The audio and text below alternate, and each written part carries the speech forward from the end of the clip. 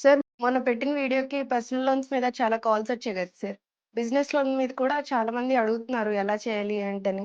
దానికి కావాల్సిన రిక్వైర్మెంట్స్ ఏంటి చెప్పండి సార్? మంచి క్వశ్చన్ ఇప్పుడు. బిజినెస్ లోన్ కోసం ఏం కావాలో నీకే కాదు, మన కస్టమర్ కూడా ఈరోజు వెరీ డీటెయిల్గా ఎక్స్ప్లెయిన్ చేస్తాను. హాయ్, హలో, నమస్తే. నా పేరు జయంత్ కుమార్, జేఎస్ఎస్ మీ లోన్ కాల్స్ నుంచి. సో ఇందాక నేను చెప్పినట్టుగా ఈరోజు బిజినెస్ లోన్ కోసం మీ అందరికీ కూడా చాలా క్లియర్గా ఎక్స్ప్లెయిన్ చేస్తాను. అసలు బిజినెస్ లోన్ ఎవరు చేస్తాం, ఎంత చేస్తాం, ఎలా చేస్తాం అంతా కూడా ఎక్స్ప్లెయిన్ చేస్తాం. అసలు ఎవరు చేస్తాం అంతా కూడా క్లారిటీగా మీకు ఎక్స్ప్లెయిన్ చేసి చెప్తాను ఈరోజు.